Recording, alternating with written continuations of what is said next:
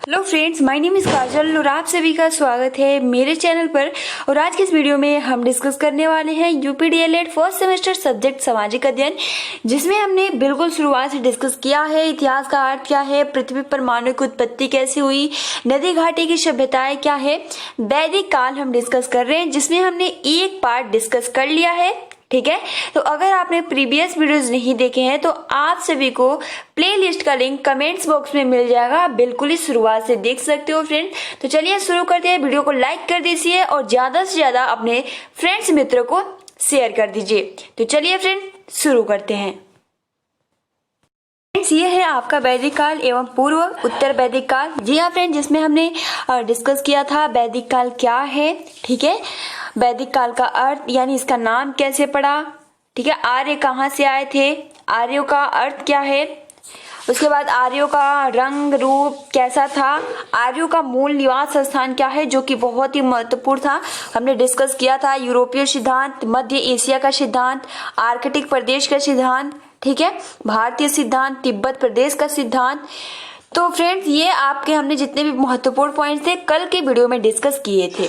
तो फ्रेंड्स, आज हम जो डिस्कस करेंगे कि वैदिक सभ्यता एवं संस्कृति को दो भागों में विभक्त किया जाता है। बहुत ही महत्वपूर्ण है। प्रश्न यहाँ से ये आ सकता है फ्रेंड्स कि वैदिक सभ्यता को जो संस्कृति है इसकी कितने भाग है, तो दो भागों में इसको विभक्त किया जाता है। कौन कौन सा, एक तो हो जाता है ऋग्वेद अथवा पूर्व वैदिक कालीन सभ्यता और दूसरा होता है वैदिक अथवा उत्तर वैदिक कालीन सभ्यता। ठीक है, यानी जो आपका फर्स्ट होता है वो होता है ऋग्वेद या हम इसे कहते हैं पूर्व वैदिक। ठीक है, और दूसरा होता है वैदिक। ठीक है, तो जो वैदिक होता है वो आपका उत्तर वैदिक कालीन सभ्यता होता है। अब देखिए फ्रेंड्स, ऋग्वेद काल यानी ऋग्वेद काल किसे कहते हैं, तो जिस काल में ऋग्वेद की रचना हुई है उसे ऋग्वेद काल कहा गया है। और वैदिक काल यानी जिस काल में ऋग्वेद के अतिरिक्त अन्य तीन वेद यजुर्वेद, सामवेद, अथर्ववेद एवं ब्राह्मण उपनिषद एवं अरणायक ग्रंथों की रचना हुई है, इसलिए उसे वैदिक काल कहा गया है। तो सबसे महत्वपूर्ण ये प्रश्न यही से आ सकते हैं कि ऋग्वेदिक काल किसे कहते हैं और वैदिक काल किसे कहते हैं। तो ये सबसे महत्वपूर्ण है फ्रेंड्स। ठीक है, आप इसको अच्छे से याद कर लीजिएगा। ऋग्वेदिक काल उसे हम कहते हैं जिसमें ऋग्वेद की रचना हुई है, और वैदिक काल जिसमें ऋग्वेद के अतिरिक्त अन्य तीनों वेद यानी आपका यजुर्वेद, सामवेद, अथर्ववेद एवं ब्राह्मण उपनिषद एवं अरणायक ग्रंथों की रचना हुई है, उसे हम वैदिक काल कहते हैं। ठीक है फ्रेंड्स, आई होप कि आपको बहुत ही अच्छे से समझ में आ गया होगा। अब देखिए ऋग्वेद अथवा पूर्व वैदिक सभ्यता एवं संस्कृति, ऋग्वेदिक अथवा यानी पूर्व वैदिक काल क्या है, इसके बारे में बहुत ही अच्छे से आप सभी को आज की इस वीडियो में समझ में आने वाला है। तो चलिए फ्रेंड्स शुरू करते हैं और हम जानते हैं पूर्व वैदिक काल के बारे में, या हम इसे कहते हैं ऋग्वेदिक काल। ठीक है, तो इस काल में आर्यों ने, और फ्रेंड्स आर्यों को क्या कहा गया था, तो भ्रमणकारी भी कहा गया था। तो इस काल में आर्यों ने भ्रमणकारी जीवन का परित्याग कर सामाजिक जीवन का विकास कर लिया था। यानी जो आपका पूर्व वैदिक काल था यानी वैदिक जो काल था, इसमें जो आर्य थे इन्होंने भ्रमण छोड़ दिया था, इसका परित्याग कर दिया था और अब वे अपने जीवन में स्थापित तो आ गए थे और वो समाज का संगठन करने लगे थे। ठीक है, तो देखिए फ्रेंड्स, यहाँ सबसे पहले तो आपको इसमें यही जानना होगा कि जो पूर्व वैदिक काल है या ऋग्वैदिक काल है, इसमें परिवार कैसी थी, विवाह किस तरीके से होता था, स्त्रियों की स्थिति कैसी थी, इसमें वर्ण व्यवस्था क्या है, भोजन किस तरीके से, वस्त्र आभूषण क्या था, सौंदर्य प्रसाधन क्या था, आमोद प्रमोद क्या थे और शिक्षा क्या था। फ्रेंड्स चलिए हम इसके बारे में स्टेप बाय स्टेप जानते हैं। सबसे पहले तो हम जानेंगे परिवार, उनका परिवार कैसा था। तो देखिए, परिवार पूर्व वैदिक कालीन समाज का मुख्य आधार था। परिवार जो थी इनकी पितृ सत्तात्मक होते थे। किनकी होती थी, तो फ्रेंड्स ऋग्वैदिक काल या पूर्व वैदिक की काल की जो परिवार होती थी वो पितृसत्तात्मक होती थी। अब फ्रेंड्स हम यहाँ ये बात कर लेते हैं पितृसत्तात्मक क्या होता है, यानी पिता के जो पिता के द्वारा चले आ रहे सत्ता को हम पितृसत्तात्मक कहते हैं। परिवार संयुक्त प्रणाली पर गठित होते थे, मतलब संयुक्त में रहना पसंद करते थे। कई पीढ़ियों के सदस्य एक ही घर में सम्मिलित रूप से निवास करते थे। आप देख सकते हो कई पीढ़ी के एक ही घर में निवास करते थे। आई थिंक कितना अच्छा होगा। और परिवार का सबसे वृद्ध व्यक्ति परिवार का मुखिया होता था और अनेक परिवार के समूह को विष तथा कबीले के लोगों को जन कहा जाता था। फ्रेंड्स, सबसे महत्वपूर्ण है, यानी अगर पूछा जाए एग्जाम में कि पूर्व वैदिक काल में जो परिवार था वो कैसा था, तो पूर्व वैदिक काल में पहला जो आपका लाइन बन जाएगा, ठीक है, ताकि आपको आसानी के साथ समझ में आ जाए, इसलिए मैं बता दे रही हूँ। जो उनका पूर्व वैदिक कालीन में जो परिवार था, सबसे पहले तो जो उनका परिवार था पितृसत्तात्मक था और वो संयुक्त परिवार में रहना पसंद करते थे। तीसरा कि वे कई पीढ़ियों के एक मतलब सदस्य एक ही घर में रहते थे और परिवार का सबसे वृद्ध व्यक्ति जो होता था वो मुखिया होता था और कई परिवारों को मिलाकर मतलब कई परिवारों के समूह को विष कहा जाता था और जो कबीले में लोग रहते थे उनको जन कहा जाता था। ठीक है फ्रेंड्स, अब हम यहाँ ये बात कर लेते हैं कि जो पूर्व वैदिक काल था वहां विवाह किस तरीके से होता था, इसके बारे में थोड़ी सी जानकारी ले लेते हैं। तो विवाह यानी वैदिक काल में विवाह को एक पवित्र संस्कार माना जाता था। साधारणतः कन्या अपने पिता की आज्ञा अनुसार विवाह करती थी, परंतु साथ ही उन्हें अपने पति को चुनने के लिए स्वतंत्रता भी थी। ठीक है, बहुत ही महत्वपूर्ण लाइन से, जो पूर्व वैदिक काल में विवाह होता था, विवाह को एक पवित्र संस्कार माना जाता है और आज भी माना जाता है। ठीक है, और यह सामान्य कन्या अपने मतलब जो लड़की होती थी अपने पिताजी के आज्ञा के अनुसार ही शादी करती थी, लेकिन उसको ये भी स्वतंत्रता प्राप्त थी कि वो अपने मतलब पति को चुनने के लिए उसके पास स्वतंत्रता थी। ठीक है, और साधारण वर्ग में एक पत्नी तथा उच्च एवं धनी वर्गों में बहुपत्नी की प्रथा चल रही थी। ठीक है, और इस काल में बाल विवाह का उल्लेख नहीं मिलता है। पाणी गृह मतलब पानी, आपने देखा भी होगा, पाणी ग्रहण जो होता है, रस्म, अग्नि परिक्रमा, ये दो विवाह के प्रमुख संस्कार थे। तो फ्रेंड्स देखिए, इसमें आपको क्या याद करना है, पॉइंट टू पॉइंट में बता दूं। सबसे पहले तो हमने परिवार डिस्कस किया, अब बात करते हैं कि उनका विवाह कैसे होता था। तो उनका जो विवाह होता था एक पवित्र संस्कार माना जाता था पूर्व वैदिक कालीन में। दूसरा, जो लड़की थी, ठीक है, जो लड़की थी वो अपने पिता के आज्ञा अनुसार ही शादी करती थी। ठीक है, लेकिन उसको ये भी स्वतंत्रता प्राप्त था कि वो अपने जो पति चुनने का उसके पास अपना अधिकार था। ठीक है, और तीसरा पॉइंट कि इसमें मतलब कि जो आपका छोटा यानी जो मध्यम वर्ग के परिवार वहां पे एक पत्नी और जो धनी वर्ग है वहां बहु पत्नी की प्रथा चली आ रही थी। ठीक है, और चौथे पॉइंट में कि यहाँ पे बाल विवाह का उल्लेख नहीं था, मतलब यहाँ ये नहीं था कि छोटे से उम्र में ही शादी कर देना, यहाँ ये उल्लेख नहीं था। और इसमें जो दो प्रमुख विवाह संस्कार थे, एक तो पाणी गृह, ठीक है, और दूसरा अग्नि परिक्रमा। तो ये आपको 4 पॉइंट बस याद करना है, आसानी से याद हो गया होगा। ठीक है, अब देखिए हम बात करते हैं स्त्रियों की स्थिति। सबसे महत्वपूर्ण है स्त्रियों की स्थिति। तो समाज में पितृसत्तात्मक था, परंतु इतना होने पर भी स्त्रियों को समाज में सम्मानीय स्थान प्राप्त था।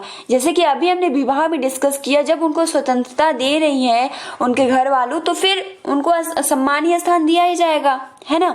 और स्त्रियों की शिक्षा की समुचित व्यवस्था भी थी और जो विदुषी महिलाओं को समाज में अति उच्च स्थान प्राप्त था। जो विदुषी महिलाएं थी, महिलाओं को समाज में उच्च अति स्थान प्राप्त था। और घोषा अपाला, इसमें जो घोषा अपाला आदि इस काल की विदुषी महिलाएं थी। पत्नी धार्मिक आयोजनों एवं अनुष्ठानों में भाग लेती थी। उनके बिना धार्मिक अनुष्ठान अधूरा समझा जाता था और स्त्रियां पर्दा नहीं करती थी। यानी कुल मिला कर हम कहें कि जो स्त्रियों की स्थिति थी वो एक सम्मानजनक मतलब कि सम्मानीय स्थान प्राप्त था। ठीक है, इनमें इस काल में जो आपका वैदिक काल था, इनमें मतलब कि स्त्रियां पर्दा नहीं करती थी। ठीक है, वो किसी भी पूजा में भाग लेती थी और इसमें सबसे ज्यादा ये महत्वपूर्ण है कि विदेशी महिलाओं को अति उच्च स्थान प्राप्त था। तो आई होप कि आपको बहुत ही आसानी से क्लियर हो गया होगा कि परिवार कैसा था, विवाह कैसे होता था और स्त्रियों की स्थिति कैसी थी। ठीक है, अब हम बात कर लेते हैं वर्ण व्यवस्था की। यानी पूर्व वैदिक काल में 4 वर्ण अस्तित्व में थे। कौन कौन से? ब्राह्मण, क्षत्रिय, वैश्य और शूद्र। तो चलिए फ्रेंड्स, इसके बारे में हम थोड़ा सा जानते हैं कि ब्राह्मण क्या है, क्षत्रिय क्या है, वैश्य क्या है और शूद्र क्या है। आप सभी को मालूम भी होगा। तो ये आपको याद रखना है कि पूर्व वैदिक काल यानी ऋग वैदिक काल में ये वर्ण व्यवस्था थी। यानी ब्राह्मण जो होते हैं, इनकी उत्पत्ति जो होती है वो आदि पुरुष के मुख से हुई है। जो क्षत्रिय होते हैं वो आदि पुरुष की भुजाओं से हुई है। जो वैश्य हुए हैं वो आदि पुरुष की जंघाओं से हुई है और जो शूद्र हुए हैं वो आदि पुरुष के चरणों से हुई है।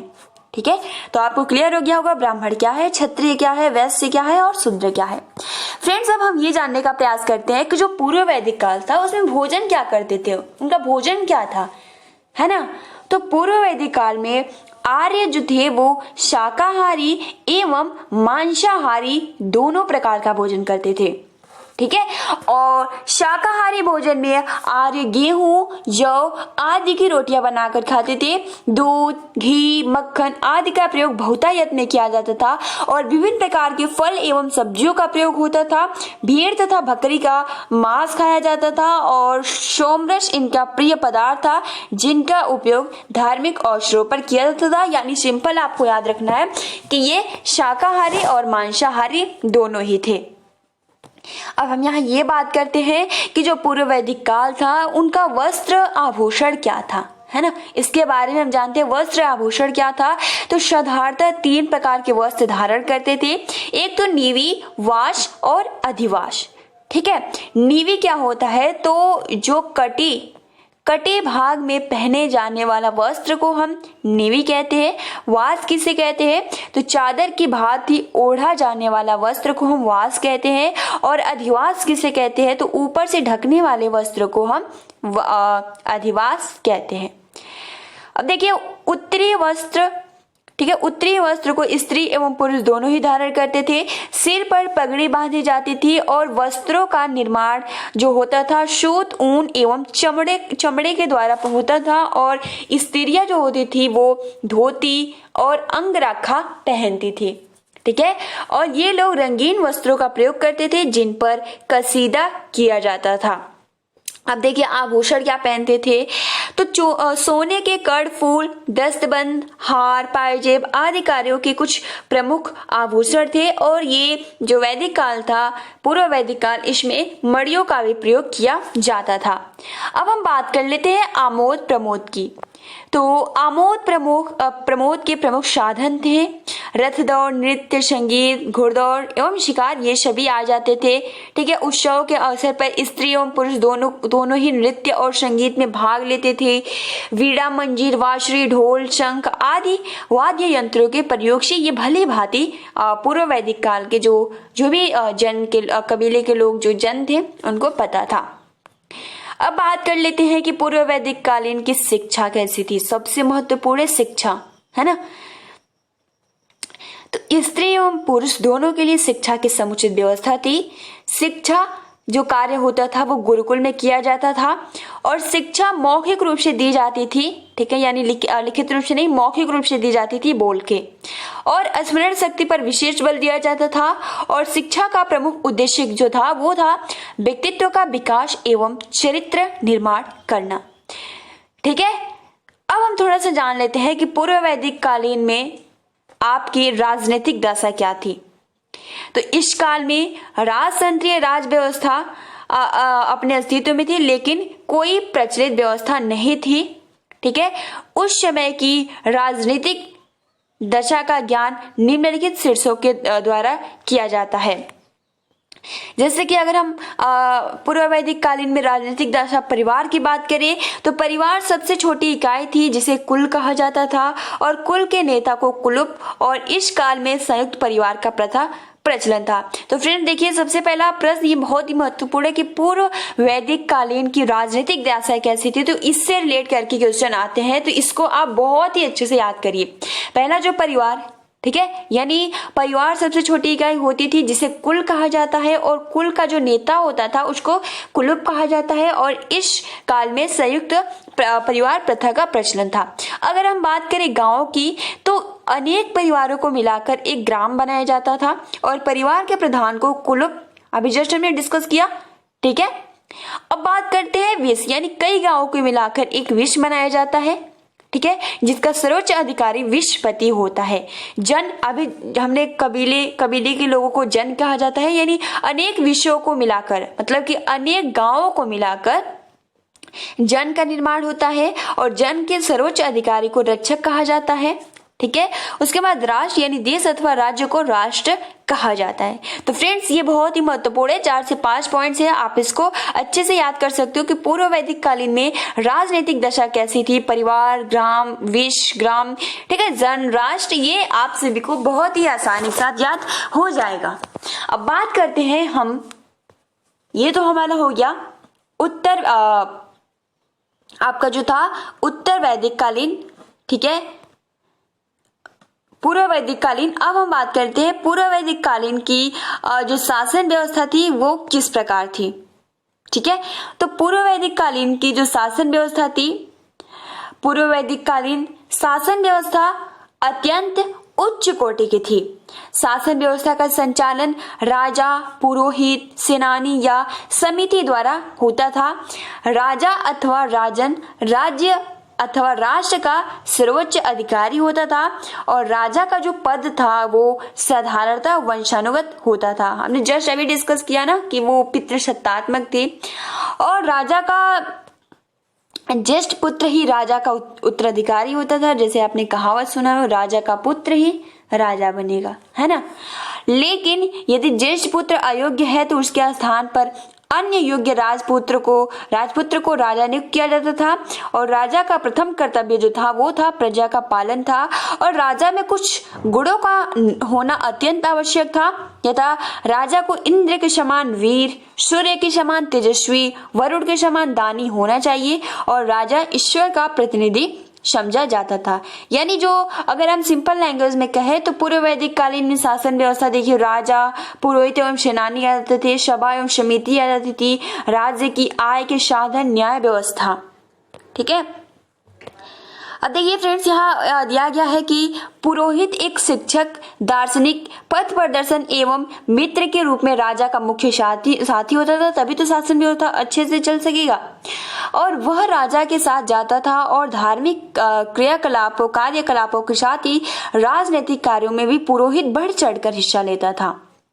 उसके बाद सेनानी सेना का सर्वोच्च अधिकारी होता था। सेनानी की नियुक्ति राजा के द्वारा ही की जाती थी, और सेनानी का मुख्य कार्य अपने राजा की वह आक्रमण से सुरक्षा, यानी जो भी बाहरी आक्रमण हो उससे सुरक्षा करना था। तो ये एक तो हो जाता है पुरोहित का वर्ग शासन व्यवस्था में। दूसरा होता है सेनानी।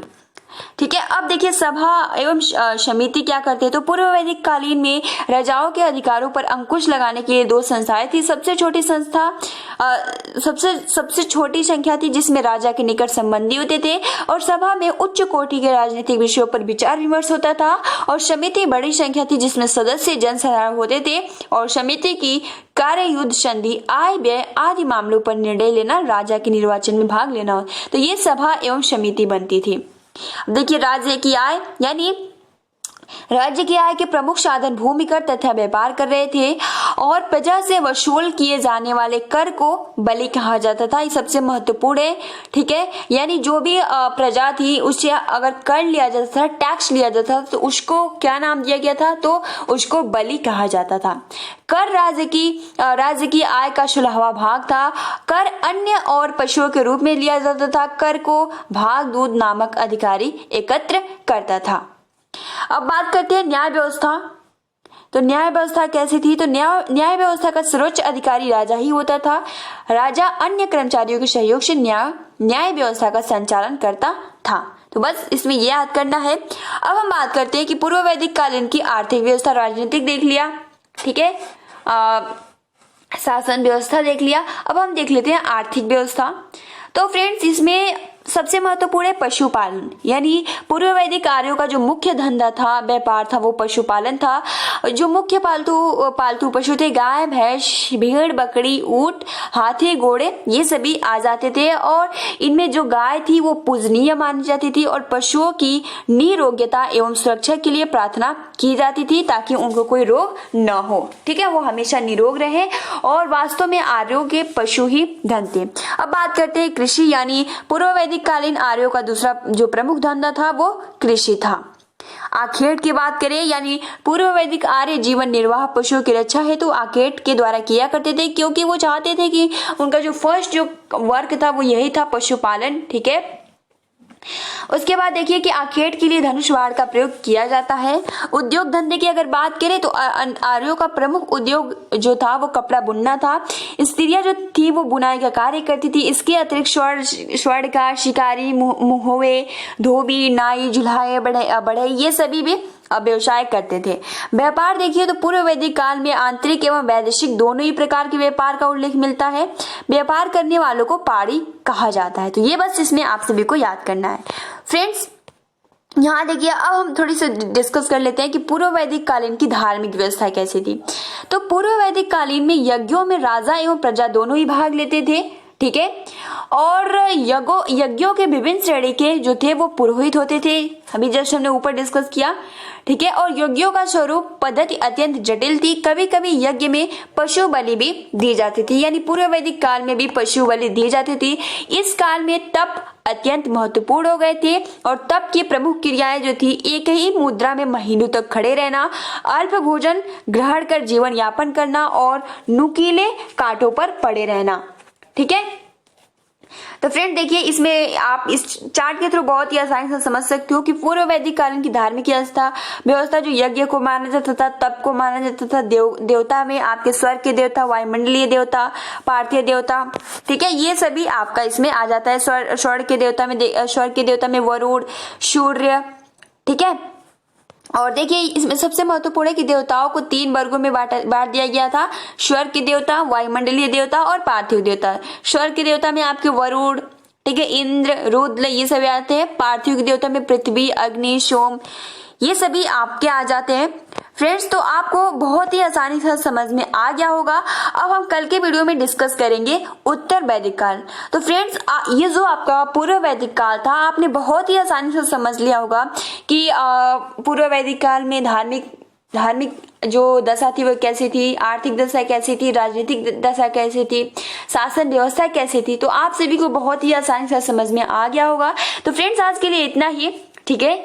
आप अपना अच्छे से स्टडी करते रहिए, वीडियो को लाइक कर दीजिए और ज्यादा से ज्यादा अपने फ्रेंड्स मित्रों को शेयर कर दीजिए। तब तक के लिए आप अपना अच्छे से ख्याल रखिए, घर में रहिए, सेफ रहिए और कोई भी वर्क उतना महत्वपूर्ण है तो बहुत ही आप सावधानी के साथ बाहर जाकर भी कर सकते हो। तो गाइस आज के लिए इतना ही, मिलते हैं अगले वीडियो में। Thanks for watching, take care and best of luck.